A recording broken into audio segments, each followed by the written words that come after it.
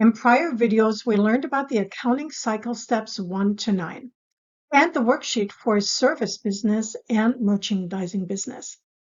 In addition, we learned about financial statements, the income statement, the statement of owner's equity, and the balance sheet. We're not covering the cash flow financial statement in this class, but please be aware that companies typically issue a cash flow statement as well. In this video, you'll learn about the classified financial statement layout, which makes it easier to calculate financial ratios and compare the financial statements of different companies. The starting point for the preparation of the financial statements is the worksheet. Here's the worksheet for Whiteside Antiques.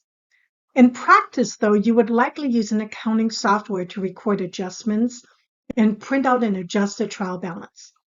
However, in this class, we'll use the worksheet because it teaches you what the system will do for you in the future. Accountants often participate in accounting software implementations and test that the software program functions as intended. Why do you have to test the system? Many companies customize accounting software so that it can work with other systems that the company uses. So accountants test that all of the interfaces between systems work and that the transactions are recorded correctly. That is why you're learning all of the steps involved in the accounting process so that you will know when systems are not working correctly. As a reminder, to complete the worksheet, we first enter the account names and balances from the general ledger, which is also called the record of final entry, into the first 3 columns of the worksheet. We make sure that we entered all numbers correctly by summing up the debits and credits and double checking that they balance.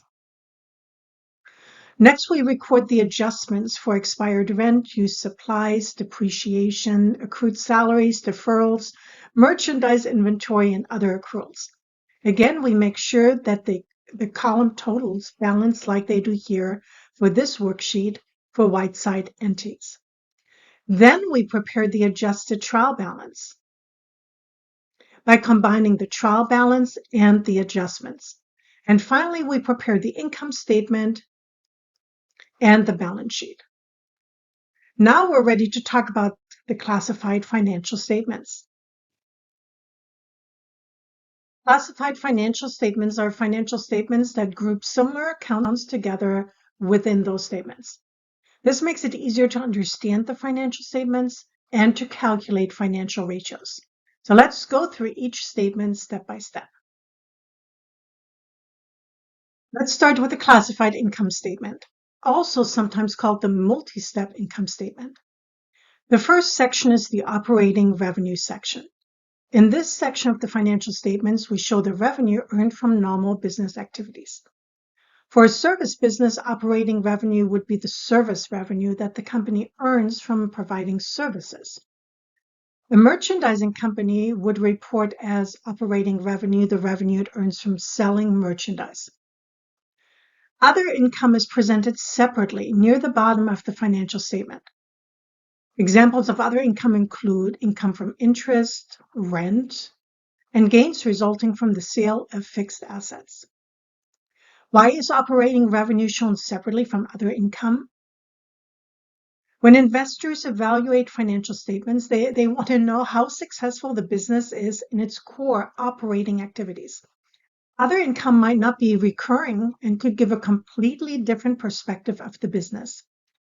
That is why operating and non-operating activities are separately shown on financial statements. The second section of the classified income statement is the cost of goods sold section. However, this section only applies to merchandising and manufacturing companies, but not service companies. Why? Service companies sell services and do not hold inventory and don't buy merchandise for resale. This section calculates the cost of goods sold by starting with the beginning inventory, adding the net delivered cost of purchases, meaning purchases less returns and allowances and discounts, and subtracting the ending inventory. The ending inventory is also shown on the asset side of the balance sheet. After subtracting cost of goods sold from sales, we arrive at gross profit on sales. Frequently, investors and analysts calculate the gross profit percentage, meaning gross profit on sales divided by sales equals gross profit percentage, or in this case, $219,030 divided by $549,150, or 40%. This represents the markup of the merchandise. Put another way, for every 60 cents the company spends on merchandise, it will make $1 in sales. The gross profit has to be sufficient enough to cover all other operating expenses. The gross profit can vary greatly from business to business and industry to industry. When I worked in healthcare, the gross profit percentage was around 10 to 15%, but some healthcare companies had a much lower gross profit percentage. In other industries, I've seen gross profit percentages of 50 to 80%. So it is worth looking closely how much in terms of dollars and percentage the company has as a gross profit. The third section of the classified income statement is the operating expense section. Operating expenses are expenses that arise from normal business activities and is typically split into two categories. Selling expenses are directly related to the marketing, sale, and delivery of goods, and general and administrative expenses, which are necessary for business operations, but are not directly connected with the sales function. Merchandising firms often use warehouses to store inventory. These firms would have an additional operating expense category, warehouse expenses. Expenses that are not directly connected with business operations appear in the other expense section. Net income from operations are calculated by subtracting total operating expenses from the gross profit on sales. Investors will want to know whether core functions are profitable and, as a percentage, how much is left from all sales dollars once all expenses are paid. For this business, we calculate $51,196.20 divided by $549,150, or 9.3%.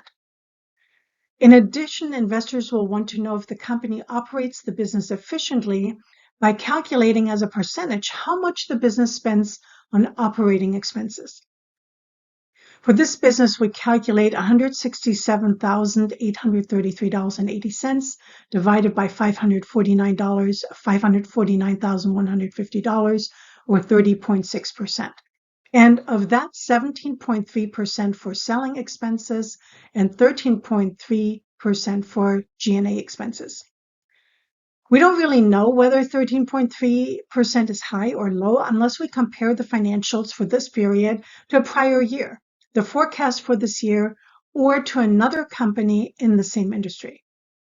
After adding other income and subtracting other expenses, we arrive at net income. It is common for companies to provide financial statements, especially if they're applying for payment terms. That means that you must provide financial information about your company, but you may not want to disclose all the details, such as how much rent the company pays, how much you pay in salaries, and so on. You might be disclosing more than you want to. You don't want to give an outsider the roadmap for running your business. In those cases, it might be enough to provide a condensed income statement. A condensed income statement provides the minimum necessary information, but not more than that. Now let's move on to the statement of owner's equity. Why do we prepare the income statement first? The statement of owner's equity requires net income from the income statement. You can't complete the statement of owner's equity without calculating the net income first. The statement of owner's equity begins with the beginning capital of the year, adds net income, and subtracts withdrawals to arrive at the ending capital. The next step after preparing our classified income statement and the statement of owner's equity is to prepare the classified balance sheet. Most large companies present comparative condensed income statements and balance sheets. The Securities and Exchange Commission requires most publicly traded corporations to present 3 years of income statements and 2 years of balance sheets. This provides users information that helps assess the progress and profit and financial strength of the company.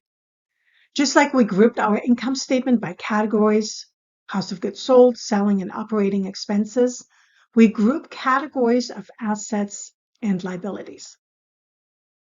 Current assets consist of cash, items that will be nominally converted into cash within 1 year, and items that will be used up within 1 year. Current assets are usually listed in order of liquidity. Liquidity is the ease with which an item can be converted into cash. Current assets are vital to the survival of a business because they provide the funds needed to pay the bills and meet expenses.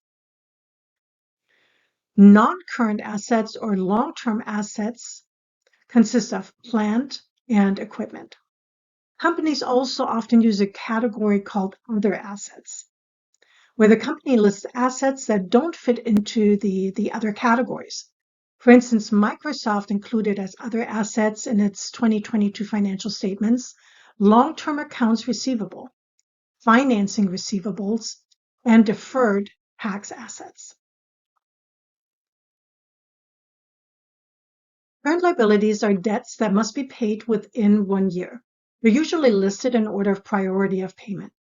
Management must ensure that funds are available to pay current liabilities when they become due in order to maintain the firm's good credit reputation. Long-term liabilities are debts of the business that are due more than 1 year in the future. Although repayment of long-term liabilities might not be due for several years, management must make sure that periodic interest is paid promptly. Long-term liabilities include mortgages, notes payables, and loans payable. At the beginning of this video, I mentioned that classified financial statements are prepared so that it is easier to compare companies' KPIs or key performance indicators. It would be difficult to calculate the current or quick ratio if the companies did not classify their assets as current assets or property, plant, and equipment or other assets. Financial performance ratios are typically classified by profitability, liquidity, leverage, and operating or efficiency ratios. Here's some of the common ratios that companies use: gross profit percentage or margin, current ratio, quick ratio, cash ratio, working capital, inventory turnover, accounts receivable turnover, and average collection period.